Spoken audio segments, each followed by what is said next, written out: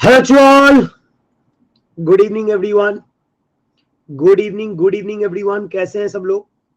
Good evening to all. कैसे हैं सब? बढ़िया मस्त मजे में है, खुश हैं, मस्त है सब लोग. Good evening to all. चलो बढ़िया. तो लास्ट क्लास में हमने डिफ्लेक्शन स्टार्ट कर दिया था. In the last class we started the deflection. और डिफ्लेक्शन में आपको हम सिंपल सा बात बताते थे कि डिफ्लेक्शन स्लोप क्या होता है. स्लोप ऑफ डिफ्लेक्टेड, जो डिफ्लेक्टेड कर्व होता है वो किस शेप का होता है, उसका इक्वेशन क्या होता है. ये सारी बातें हमने लास्ट क्लास में की थी. यस और नो बोलोगे यार? Yes, we have discussed all the points. Today firstly we are going to start with the standard results. अच्छा, सबसे पहले आपको क्या करना है, आपका कॉपी कौन से मोड में, पोर्ट्रेट में, लैंडस्केप में? आपका कॉपी कौन से मोड में? पोर्ट्रेट मोड में. जो लिखते हो that is portrait mode, right? तो आपको अपने कॉपी को लैंडस्केप मोड में कन्वर्ट कर देना है. ठीक है, अपने कॉपी को लैंडस्केप मोड में कन्वर्ट कर दो. Convert your copy in the landscape mode. ठीक है, और ये जो स्टैंडर्ड रिजल्ट्स है मेरे दोस्त, these are very important results, जो कि आपको स्ट्रक्चर में भी यूज होगा. स्ट्रक्चर एनालिसिस में हम डायरेक्ट यूज कर रहे होंगे. ठीक है, इन द स्ट्रक्चर एनालिसिस हम डायरेक्ट यूज कर रहे होंगे. और इवन इस चैप्टर में क्वेश्चन को जल्दी बनाने के लिए, ठीक है, हमको ये रिजल्ट्स याद होने चाहिए. ठीक है, स्टैंडर्ड रिजल्ट कैसे आया रिजल्ट वो हम डिराइव करेंगे. We will derive that. ठीक है, देखिए यहाँ पे तो सबसे पहला बात कर रहे हैं a simply supported beam, a simply supported beam subjected to point load at its center, subjected to point load at its center. Symmetrical bending होगा कि अनसिमेट्रिकल बेंडिंग होगा? बेंडिंग सिमेट्रिकल होगा या अनसिमेट्रिकल होगा? Bending will be symmetrical, right? तो अगर symmetrical bending, आप एक बात बताओ, मेरे को, ए पे क्या कोई वर्टिकल मूवमेंट होगा? आप लोड वर्टिकल लगाओ, क्या ए पे कोई वर्टिकल मूवमेंट होगा? नहीं होगा. सपोर्ट का काम है कि वर्टिकल मूवमेंट नहीं होने देना, इसलिए तो रेजिस्टेंस आएगा. बी पे क्या कोई वर्टिकल मूवमेंट होगा? नहीं, बी पे भी कोई वर्टिकल मूवमेंट नहीं होगा. So if I draw the deflected shape, if I draw the deflected shape, कुछ इस तरीके का डिफ्लेक्टेड शेप आएगा जहां पे आपका मैक्सिमम डिफ्लेक्शन कहां पे आएगा? सेंटर पे आएगा. सिमेट्री है ना दोस्त? मैक्सिमम डिफ्लेक्शन कहां पे आएगा? सेंटर पे होगा. अब अगर डेल्टा मैक्सिमम है तो स्लोप उस पॉइंट पे क्या होगा? उस पॉइंट पे स्लोप क्या होगा? आपने बोला था ना y is the deflection dy by dx is slope. तो अगर y मैक्सिमम है तो dy by dx क्या हो जाएगा? 0 हो जाएगा. अब दूसरा पॉइंट ये बताओ, slope eight a, slope eight b, क्या ये दोनों मैग्नीट्यूड वाइज सेम होगा? क्या ये दोनों मैग्नीट्यूड वाइज सेम होगा? क्यों सेम होगा सर? क्यों सेम होगा? क्योंकि सिमेट्रिकल बेंडिंग है. क्योंकि सिमेट्रिकल बेंडिंग है, सिमेट्री दिख रहा है हमको, राइट? क्लियर है बात? तो अब देखो यहाँ पे फॉर्मूला क्या बनेगा, डेल्टा मैक्स, डेल्टा मैक्स, और आपको क्या निकलना है? Theta max. थीटा मैक्स आपको कहां मिल रहा है? ए पे और बी पे. This is the maximum slope. Theta A बराबर थीटा बी, ये वैल्यू आपका क्या हो जाएगा? PL square by 16 EI. ठीक है, एंड डिफ्लेक्शन मैक्स कहां पे आ रहा है? सेंटर पे आ रहा है. ये वैल्यू आपका क्या हो गया?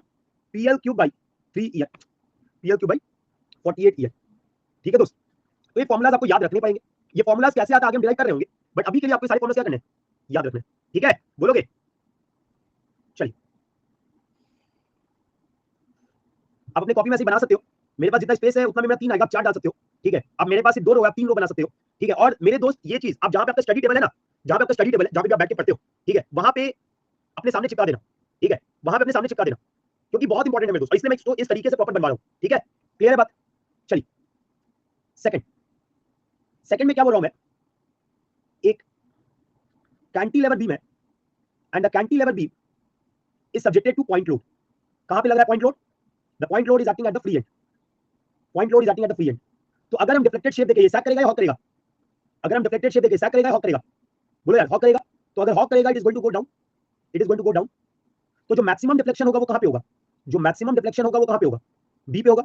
और जो मैक्सिमम स्लोप होगा वो कहां पे होगा? जो मैक्सिमम स्लोप होगा वो कहां पे होगा? वो भी बी पे होगा. तो अब मेरे दोस्त यहां पे if I talk about slope at B, तो क्या हो गया ये?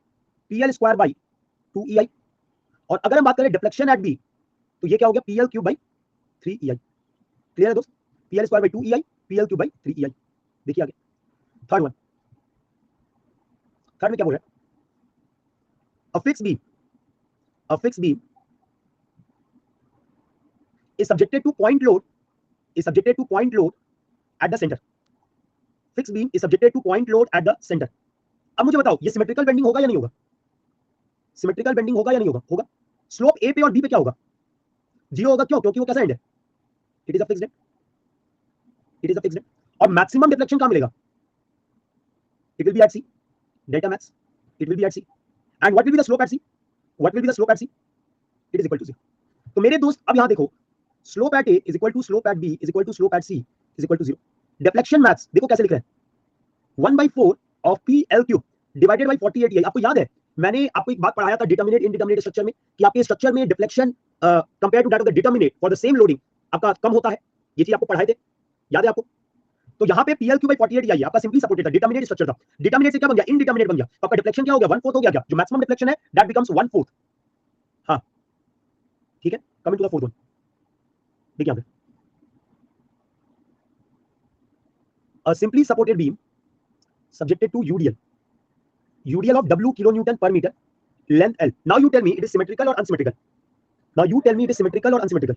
ये भी symmetrical होगा, this will also be symmetrical bending. तो deflected shape अगर हम बनाए कुछ ऐसा ही बनेगा, कुछ ऐसा ही बनेगा। ये मैं बोल रहा हूँ डेल्टा मैक्स। ये जो डेल्टा मैक्स आ रहा है कहाँ पे आ रहा है? एक्सट्रीम से L/2 पे आएगा, सेंटर पे आएगा, ठीक है। और जो मैक्सिमम स्लोप होगा वो कहाँ पे होगा? जो मैक्सिमम स्लोप होगा वो कहाँ पे होगा? वो A और B पे होगा। दोनों पे मैग्नीट्यूड सेम होगा या डिफरेंट होगा? बोलो यार। So theta A बराबर theta B is equal to WL cube divided by 24 EI and delta max is equal to 5/384 WL का पावर 4 by EI, 5/384 WL का पावर 4 by EI, ठीक है। ये हो गया फोर्थ वन। भैया स्टैंडर्ड रिजल्ट से याद तो करना ही पड़ेगा, स्टैंडर्ड रिजल्ट से याद तो करना ही पड़ेगा। कोई ऑप्शन है क्या आपके पास? कोई ऑप्शन है क्या आपके पास? नहीं, आपको याद रखना है। आगे हम पढ़ेंगे कैसे आया है, आगे हम देखेंगे कैसे आया है, लेकिन अगर हमको ऑब्जेक्टिव क्वेश्चन लगाना है तो हमको क्या करना पड़ेगा? इसको याद करना पड़ेगा। अब क्या बना दिया? Cantilever subjected to UDL, length is L. Again maximum slope of deflection कहां पे आएगा? मैक्सिमम स्लोप ऑफ डिफ्लेक्शन कहां पे आएगा? एंड पे आएगा। एंड कौन सा है? ए या बी? एंड क्या है? ए या बी है? बी है। This is your delta max और आपका स्लोप कहां पे आएगा? Again maximum at B. So यहां पे स्लोप एट बी क्या हो गया?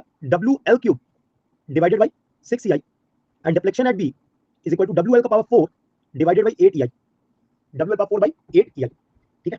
नेक्स्ट 6 वन, क्या बोलते हैं 6 वन? अब क्या कर दे? दोनों एंड को क्या कर दे? फिक्स कर दे, फिक्स बीम बना दिए और यहां पे क्या लगा दे? यूडीएल लगा दे। सिमेट्रिकल बेंडिंग होगा या अनसिमेट्रिकल बेंडिंग होगा? सिमेट्रिकल होगा, अनसिमेट्रिकल होगा? सिमेट्रिकल होगा। ए और बी पे स्लोप क्या होगा? ए और बी पे स्लोप क्या होगा? 0 होगा। सेंटर पे स्लोप क्या होगा? सेंटर पे स्लोप क्या होगा? वहां भी 0 होगा। और this is your maximum deflection. कितने दूरी पे आ रहा है? L/2 दूरी पे आ रहा है। अब देखो यहाँ पे, तो स्लोप एट ए बराबर B is equal to 0। Delta max, अब देखो यहाँ पे डेल्टा मैक्स क्या लिख रहा है? ये 5/384 से बड़ा होगा छोटा होगा? ये 5/384 से बड़ा होगा छोटा होगा? छोटा होगा। सो 1/5 ऑफ 5/384 WL का power 4 by EI, 1/5 of 5/384 WL power 4 by EI। जल्दी नोट करेंगे सब लोग, जल्दी नोट करेंगे सब लोग। अभी 13 है, अभी तो 6 किया हमने, 13 है। टेंशन मत लो, जब तक स्ट्रक्चर खत्म होगा ना ये सब याद हो जाएगा। जब तक स्ट्रक्चर कराएंगे ना इतने क्वेश्चन बना चुके होगे, सब याद हो जाएगा, ठीक है। Don't worry about all this things. डरना नहीं है यार। देखो मैं एक ही बात बोलता हूं, तुम्हारे सारे फॉर्मुला तुमको याद हो जाएंगे। प्रॉब्लम क्या होता है? हम डरते बहुत है यार, इतना पढ़ना है। अभी आधे लोग ये नहीं सोच रहे कि इसका सॉल्यूशन कैसे निकाल याद करने का। आधे लोग ये सोच रहे हैं यार इतना याद करना है। सही बात है क्या? सही बात है क्या? अब देख के डर जाते हो और कुछ नहीं है, सब याद हो जाएगा, सारे फॉर्मुला याद हो जाएंगे, सबके तुम क्वेश्चन भी बनाओगे। बस बात है डर, और डर के कारण एग्जाम में भी फॉर्मुला याद नहीं आता। आपको फॉर्मुला यूज करने आ जाएगा एग्जाम तक, सारे फॉर्मुला कैसे यूज करने सब तुमको याद जाएगा। लेकिन जो मन में डर होता है ना फॉर्मुला भूलना, आपको एक एक तरीका बता देंगे, भैया इस तरीके से बताओ। बोलो जब ये वाला पार्ट में करा रहा हूं बताया ना कैसे याद रखना है, पहले बोले कि स्टडी टेबल के सामने चिपका देना, बोला कि नहीं बोला? यस, तो ये सारा ट्राइड एंड टेस्टेड भाई, तब आपको बताया जाए डू दिस, सब याद हो जाएगा। और फॉर्मुला याद करने का बेस्ट तरीका क्या होता है? फॉर्मुला याद करने का बेस्ट तरीका क्या होता है? What is the best way to remember the formulas? What is the best way to remember the formulas? Right, right, right the formulas. जब भी आप फॉर्मुला को रिवाइज कर रहे हो हमेशा फॉर्मुला को लिखो, ठीक है। जैसे मानिए आपने एक बार पढ़ लिया, आपने एक बार पढ़ लिया, आपने सब कुछ पढ़ लिया, आपने कुछ चैप्टर किया, आपने सारे फॉर्मुलास पढ़ लिया, ठीक है। जो जो फॉर्मुला उस चैप्टर में आपको आया है उसको लिख डालो, कैसे याद नहीं होगा? अगर तुम कहीं मिस कर रहे होगे तो ऑटोमेटिक पता चला ये चीज गलत नहीं याद किया होगा, ये मैं भूल रहा हूं, सब याद हो जाएगा। Getting my point? Getting my point? चलिए, ठीक है, बात समझ आई सबको? ओके देन, हो गया नोट? नोट हो गया? Have you noted down? नहीं, जल्दी करो, जल्दी करो।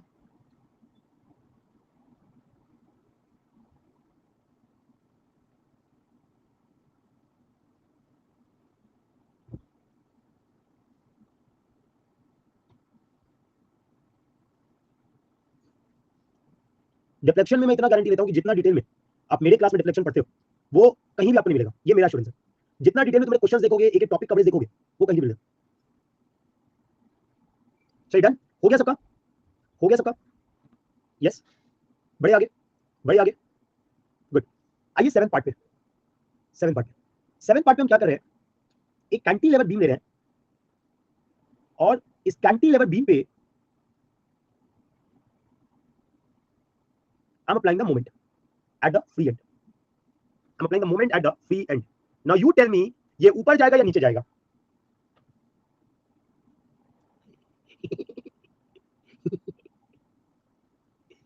मतलब ये मोमेंट ऊपर दिखा रहा है इसलिए बीम ऊपर चल जाएगा, ये मोमेंट ऊपर दिखा रहा है इसलिए बीम ऊपर चल जाएगा। रे बेवकूफ बुड़बक आदमी सब।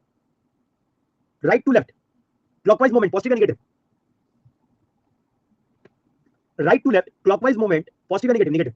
नेगेटिव बेंडिंग मोमेंट सैग कराएगा या हॉक कराएगा? हॉक कराएगा। अगर ऊपर ले गए तो सैग है या हॉक है? अगर ऊपर ले गए तो सैग है या हॉक है? सैग है, तो नीचे जाएगा पहला। दूसरा, अगर हम डिफ्लेक्टेड शेप बनाते हैं, हमने यह शुरू हो गया भाई नीचे जाएगा। एक और चेक करा देता हूं, अब जिस डायरेक्शन में मोमेंट है स्लो भी उसी डायरेक्शन में आएगा, हाँ या ना? तो ये भी चेक हो गया कि नीचे जाएगा। और क्या करे भाई, तुम्हारे को याद रखना है ना, प्रॉब्लम यही है कि तुमको याद रहना चाहिए कि भैया वो नीचे ही जाएगा। दिस इज द पार्ट, हम इसको पकड़ के रोटेट करा रहे हैं, ये पार्ट है ना। Can you see that? Can you see this? बोलो, बुझ गए? इसके बाद से कभी गलत बताओ कि ऊपर जाएगा नीचे जाएगा, इसके बाद भी कभी गलत बताओ कि ऊपर जाएगा नीचे जाएगा। अगर आगे फ्यूचर में कहीं बताया कि सर ऊपर या नीचे तो बढ़िया देंगे। चलिए ठीक है, तो मैक्सिमम डिफ्लेक्शन कहां पे आएगा? फ्री एंड पे आएगा। Maximum deflection at the free and and maximum slope also at the free and, delta max. ठीक है, तो स्लोप का वैल्यू क्या हो गया? ml by ei। Delta max कितना होगा? देखो ml बाई ei बोले लिख दिए 3ei, समझ रहे हो? डेल्टा मैक्स क्या होगा? ml square by 2ei। देखो आगे, this is the 7th, coming to the 8th one. 8 में हम क्या कर रहे हैं? I am taking a simply supported beam, और सिंपली सपोर्टेड बीम में I am applying the moment at one and.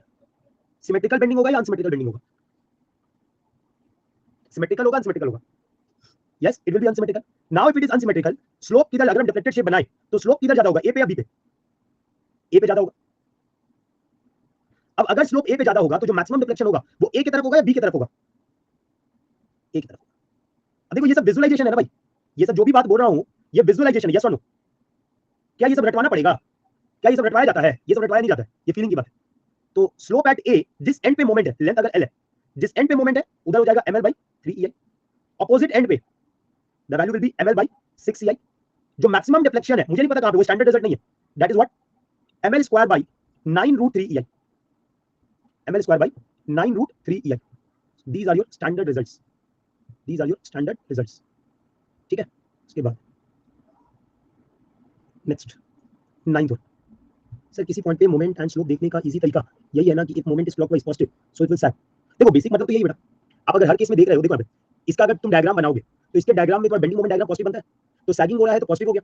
Sagging हो रहा है तो यहाँ भी देखो दिस इज पॉजिटिव, राइट? तो यहाँ पे सैग होता दिख रहा है। इधर देखोगे बेंडिंग मोमेंट डायग्राम का नेगेटिव बेंडिंग हॉगिंग बनता है, तो हॉग होता दिख रहा है। यहाँ पे देखोगे अगेन देयर इज अ सैग, इधर देखोगे वापस सैग है, इधर देखोगे हॉग है। तो जो चीज आपने डायग्राम से देखा वो आपको ये बता देगा कि सैगिंग है हॉगिंग है, और उसके करस्पॉन्डिंग तुम डिफ्लेक्टेड शेप बना सकते हो। ठीक है प्रशांत,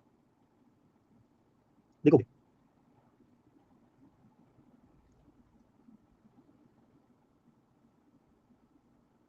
so this is a simply supported beam and the simply supported beam is subjected to moment equal and opposite at the supports। अब बताओ सिमेट्रिक होगा अनसिमेट्रिक होगा? सिमेट्रिक होगा अनसिमेट्रिक होगा? सिमेट्रिक होगा, right? It will B symmetric. Case 8 match नहीं, centre पे नहीं है वो, तभी तो मैंने वो नहीं बनाया।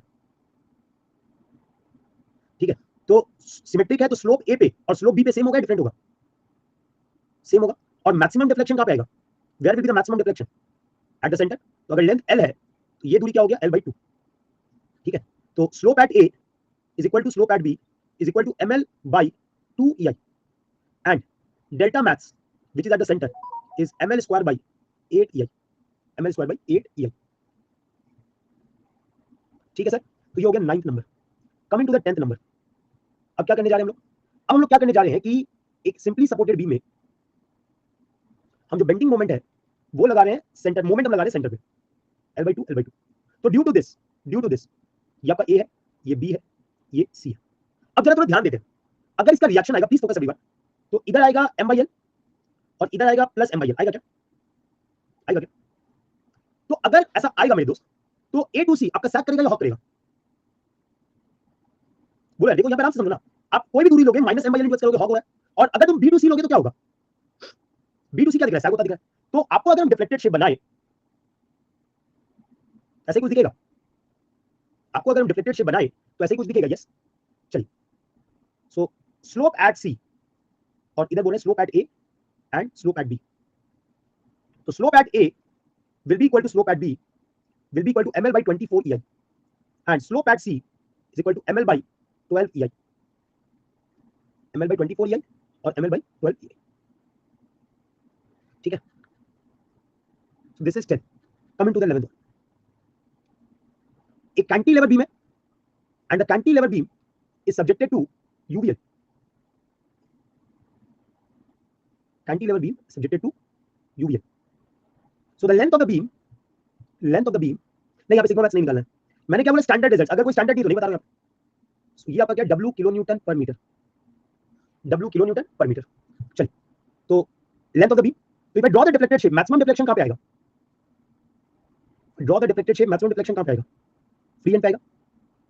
So this is your delta max. और स्लोप कहाँ मैक्सिमम आएगा? स्लोप भी बी पे मैक्सिमम आएगा, स्लोप भी बी पे मैक्सिमम आएगा, राइट। चलिए, तो देखिए यहाँ पे क्या फॉर्मूला है आपके लिए। पिटारे में क्या निकल के आता है? पिटारे में निकल के आता है कि slope at B is equal to W L Q divided by 24 EI, and deflection at B is equal to W L का पावर 4 डिवाइडेड बाई 30 EI। आपके मन में आ रहा होगा सर आपको इतने फॉर्मूले याद कैसे हैं? मन में ऐसे सवाल आ रहे होंगे। It is all about practice. 12, next क्या बोलता है? A simply supported beam is subjected to UVL. कैसे लग रहा है यूवीएल? सेंटर पे मैक्सिमम इंटेंसिटी है, सेंटर पे मैक्सिमम इंटेंसिटी है, यहां पे डब्ल्यू किलोमीटर। सिमेट्रिकल बेंडिंग और अनसिमेट्रिकल बेंडिंग, सिमेट्रिकल बेंडिंग और unsymmetrical bending, symmetrical bending. So if it is a symmetrical bending my dear friend, maximum slope कहां पे होगा? मैक्सिमम स्लोप कहां पे होगा? मैक्सिमम स्लोप कहां पे होगा? ए और बी पे। और मिनिमम स्लोप सी पे, मैक्सिमम डिफ्लेक्शन सी पे। कोई डाउट यहां पे? तो यहां पे मेरे दोस्त slope at A is equal to slope at B is equal to 5 by 192 WL cube by EI, and delta max is equal to WL का पावर 4 by 120 EI, WL का पावर 4 by 120 EI। चलिए जल्दी से note करिए।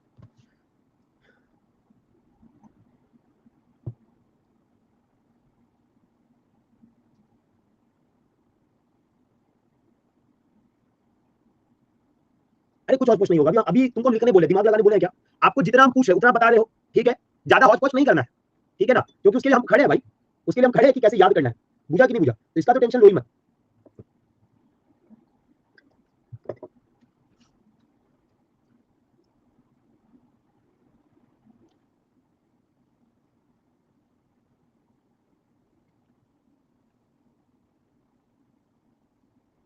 अभी कैसे L है, कहां एल स्क्वायर है, कैसे कहां पे एल क्यूब है, कहां एल पावर, सब बताएंगे। पहले नोट तो करो।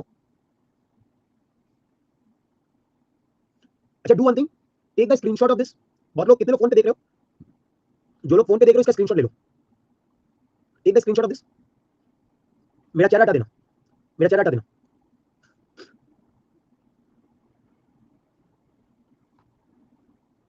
स्टिकर बनाओगे, मुंह तोड़ देंगे तुम्हारा। Take the screenshot of this और ग्रुप पे भेज देना, ग्रुप पे भेज देना।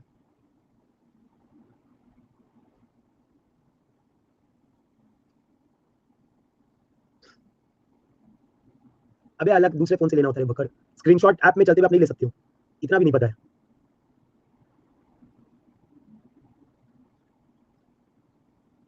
लैपटॉप ले सकते हो, चलो बहुत होशियार हो तुम। चलिए आ जाए, हो गया नोट सबका? नोट हो गया सबका? अच्छा बचपन से हो, हमको तो पता ही नहीं था, हमको तो पता ही नहीं था बचपन से तुम्हें इतना टैलेंट है।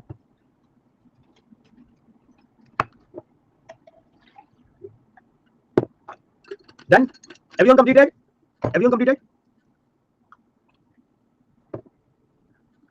चलिए डन।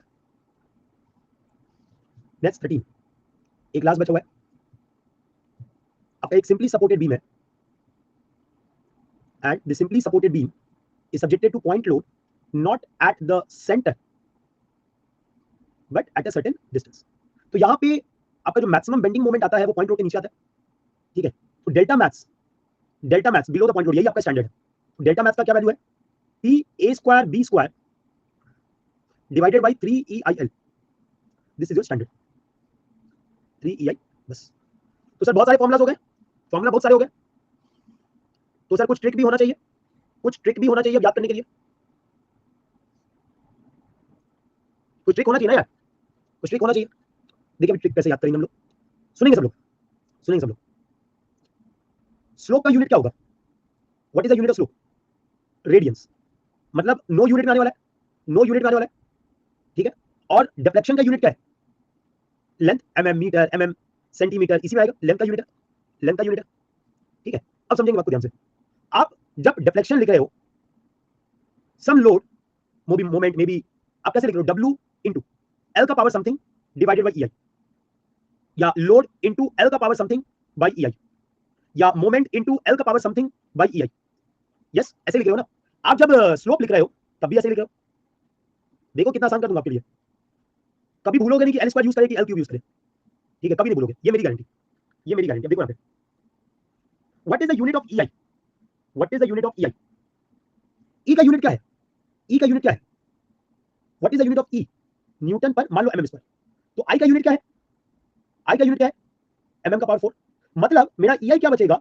न्यूटन mm स्क्वायर, ठीक है। नेक्स्ट, मेरा W का यूनिट क्या है? मान लेते हैं न्यूटन पर mm, न्यूटन में लिख रहे तो न्यूटन पर mm। मेरा लोड का यूनिट क्या है? लोड का यूनिट क्या है? न्यूटन। और मोमेंट का यूनिट क्या है? Newton mm। यहां तक किसी को कोई डाउट है? यहां तक किसी को कोई डाउट है? यहां तक किसी को कोई डाउट है? अब देखो, सबसे पहले बात करते हैं ड्यू टू पॉइंट लोड। सबसे पहले लेते हैं स्लोप। तो स्लोप में आप क्या लिखोगे? पी आपका, अगर मान लो पॉइंट लोड, पी आपका क्या? पी का यूनिट क्या? न्यूटन इंटू लेंथ का यूनिट आपका mm। अब आपको ये देखना है कि mm का पावर क्या होना है, ये देखना आपको। और नीचे में क्या आपका? नीचे में आपका क्या है? Newton mm square. अब बोलो mm का पावर कितना होना चाहिए? mm का पावर कितना होना चाहिए ताकि ये रेडियन में आ जाए? भैया नीचे आपका EI है न्यूटन mm स्क्वायर, आपने लोड लगाया, यूनिट न्यूटन है, लेंथ का यूनिट हमने mm रखा है, तो mm का पावर कितना रखे कि रेडियन में आ जाए? बोलो यार, 2 रखोगे। मतलब यहाँ पे PL का पावर क्या होना चाहिए? 2 होना चाहिए। बुझ गए? अरे बुझा कि नहीं बुझा? बुझा कि नहीं बुझा? अब अगर डिफ्लेक्शन में आएंगे तो Newton mm, newton mm square. अब बोलो ऊपर में क्या करे कि मेरा आंसर mm में आए? 3 कर दे, तो ये क्या हो गया? PL cube by EI। अभी मैं कोई वो नहीं लिख रहा हूं, नंबर नहीं लिख रहा हूं, बाद में आएगा। बस तुमको मैं बता रहा हूं, बस तुमको बता रहा हूं L स्क्वायर L क्यूब कैसे हो रहा है, L स्क्वायर L क्यूब कैसे हो रहा है, बस ये समझा रहा हूं। मजा आ गया? मजा आ गया? अब बोलो L स्क्वायर L क्यूब का टेंशन खत्म हो गया, L स्क्वायर L क्यूब का टेंशन खत्म हो गया। अब देखो आते हैं due to UDL, due to UDL। सबसे पहले बात करते हैं स्लोप। स्लोप तो इधर है मेरा न्यूटन पर mm। अबे रुको बे, सब एक के बारे में जान जाना है तुम लोग को। इधर है mm, इधर है न्यूटन mm स्क्वायर। अब बोलो, अब बोलो mm का पावर कितना होगी आपका आंसर रेडियन में आए? mm का पावर कितना होगी आंसर आपका रेडियन में आए? 3 होना चाहिए, क्योंकि mm काटेगा mm square, mm square cancel, Newton का कैंसिल, रेडियन होना चाहिए। तो यहां से क्या मिला? WL cube divided by EI। तो थीटा के लिए L क्यूब, तो थीटा के लिए L क्यूब, तो डिफ्लेक्शन के लिए क्या हो जाएगा? थीटा के लिए अगर L क्यूब, तो डिफ्लेक्शन के लिए क्या हो जाएगा? पावर 4 हो जाएगा। क्या हो गया? WL power 4 by EI। समझ आ गया यहां तक? समझ आ गया यहां तक? आइए अगला। Next, due to moment. So theta m आपका क्या होगा? Newton mm, newton mm into mm का पावर आपको देखना है, और नीचे में mm का स्क्वायर है। हाँ सर, mm का पावर क्या होना चाहिए यहाँ पे कि रेडियन में आ जाए? mm का पावर क्या होना चाहिए कि रेडियन में आ जाए? जीरो मार के मुंह तोड़ देंगे। 1। अबे जीरो हो जाए तो ऊपर में न्यूटन में, नीचे में न्यूटन mm स्क्वायर है, तो क्या हो गया? ml by EI। डिफ्लेक्शन की बात कर रहे हैं, न्यूटन mm, इधर में mm का पावर क्या होना चाहिए कि मेरा आंसर रेडियन में आए, mm में आए? यस, स्क्वायर होना चाहिए। तो sir L square L cube L का पावर 4। अब क्या इस पार्ट में किसी को कोई डाउट होगा?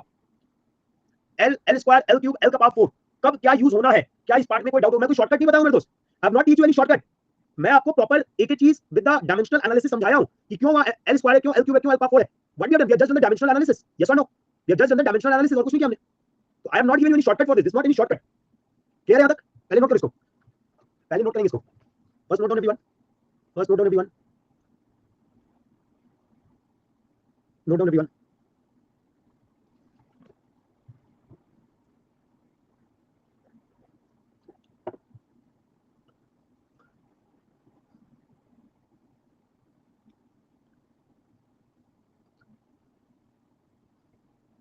तीन दिन में, 3 दिन नहीं, हाँ कल परसों, 2 दिन आपको टाइम दे रहे हैं, 2 दिन या 3 दिन आपको मिल जाए टाइम। 3 दिन आपको सारे 13 के 13 फॉर्म याद हो जाने चाहिए। 13 के 13 जो आपको मेथड बताया ना, सारे याद हो जाने चाहिए। 3 दिन काफी होता है, 3 दिन काफी होता है, क्योंकि फोर्थ जो आपका तीसरा दिन होगा जिस दिन क्लास होगी, दैट इज डे आफ्टर, मतलब 2 दिन बाद, आज आपका क्या 10 तारीख है ना, तो 10, 11, 12, 13 तारीख को जो आपकी क्लास होगी, उस दिन हम लोग डिफ्लेक्शन पे क्वेश्चन करेंगे इस फॉर्मुलाज को यूज करके, तो उस दिन फॉर्मूला आपको याद होना चाहिए, ठीक है। चलिए जल्दी नोट करेंगे सब लोग। Once done press thumbs up, once done press thumbs up.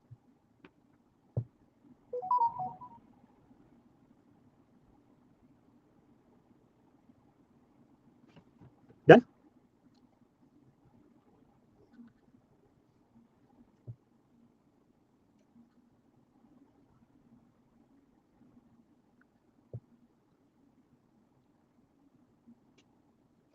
Please note fast, please note fast.